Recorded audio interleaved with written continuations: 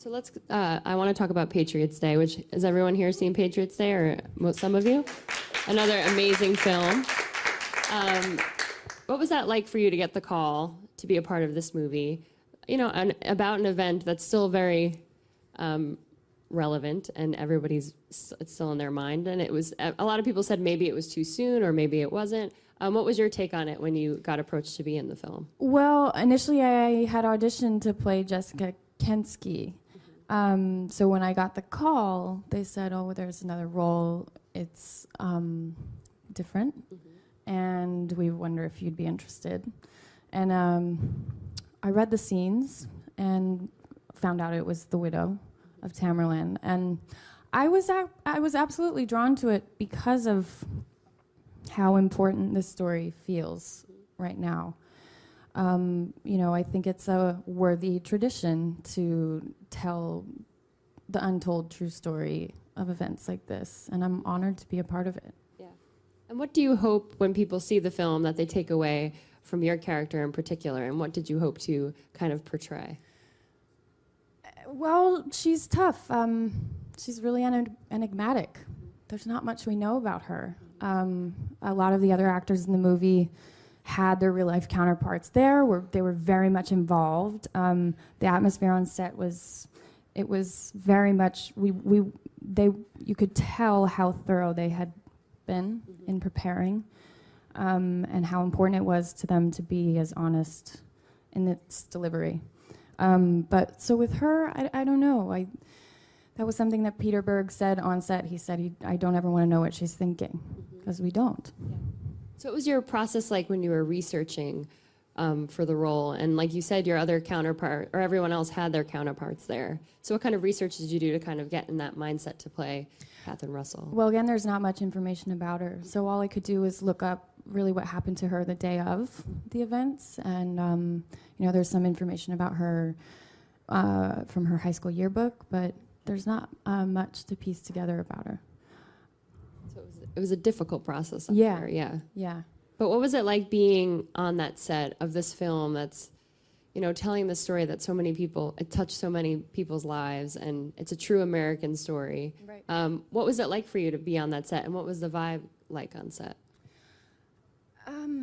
There almost felt like there was this reverence about how much everyone cared to that was there. I was astounded the day we shot the questioning scene.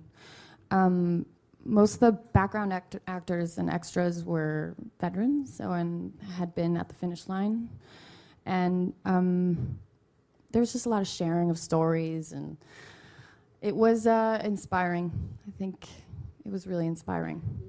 What was it like to work with some of those I know you've worked with J.K. Simmons before, but you have Mark Wahlberg as well.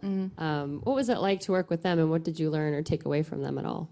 Well, I didn't actually get to do any scenes with Mark, but he was there every day producing, and I mean, that's obviously his hometown, so he had a lot invested in that story, and his heart and soul was poured into that. You could tell. Well, it's an incredible film, so congratulations on that. Thank you. And you've had such a great career over the past few years.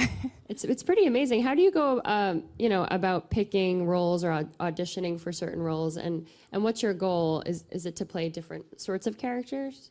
Yeah, I mean, the whole spectrum is what interests me.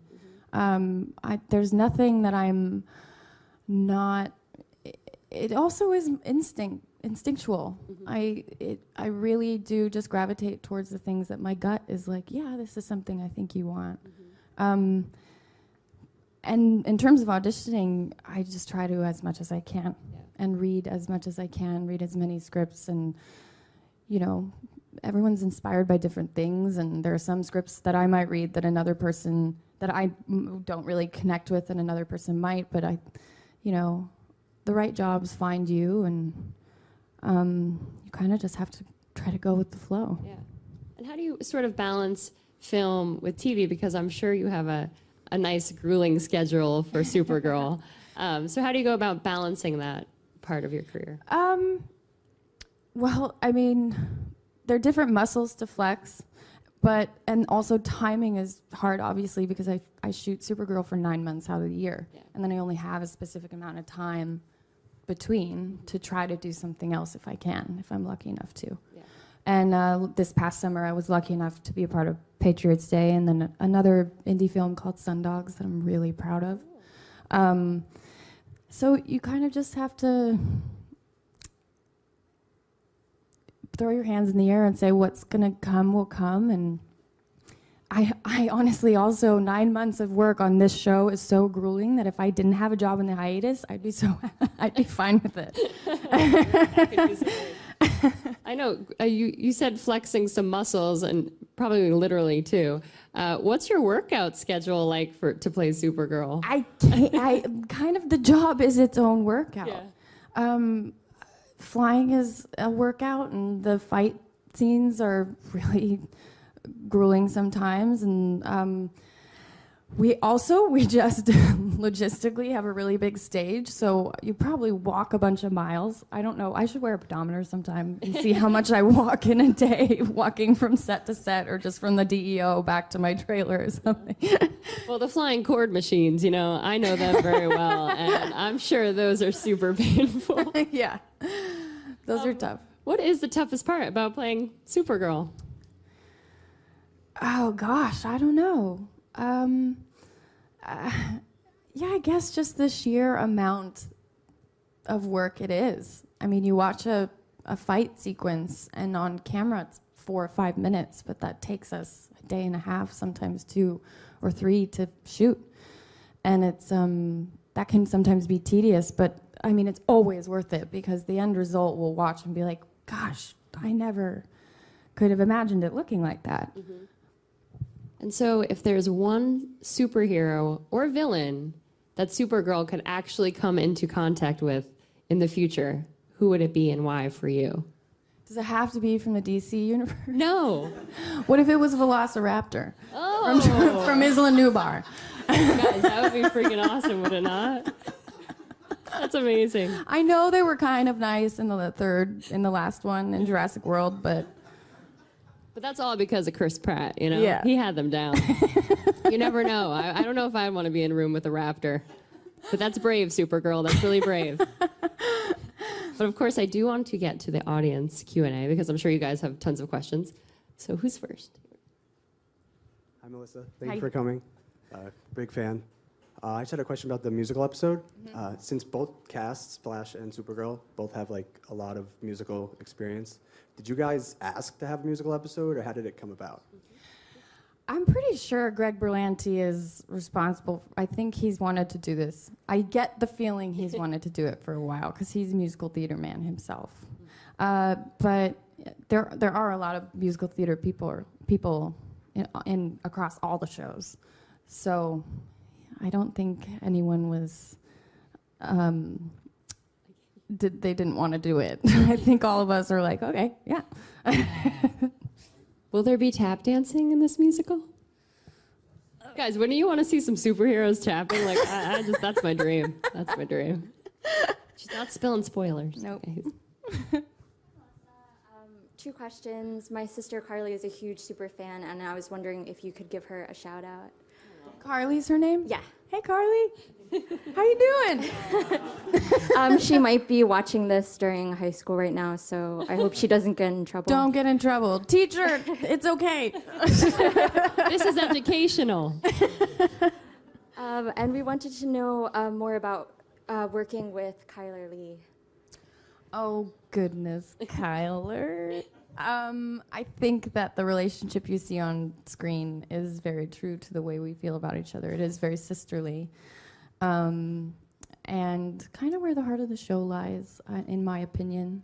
Women supporting each other and the difficulties in female relationships.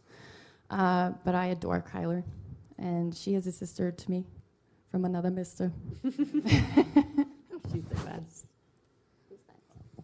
Hi, Melissa. Hey, cool shirt. Thank you. I wore it just because you're here. First, let me congratulate you on Supergirl being renewed for season 3. Thank you. Secondly, let me give kudos to the producers who believed in you and the show strongly enough that when CW passed on renewing for season 2, they found you a home on a better network. So congrats to them as well. I have 2 questions. First, how does it feel to have an action figure? Oh my gosh. That is the weirdest feeling. It's pretty safe to say that's something I never ever thought I would ever experience in my life. And then my second question is, since playing Supergirl, how has she changed your life and how you view the world?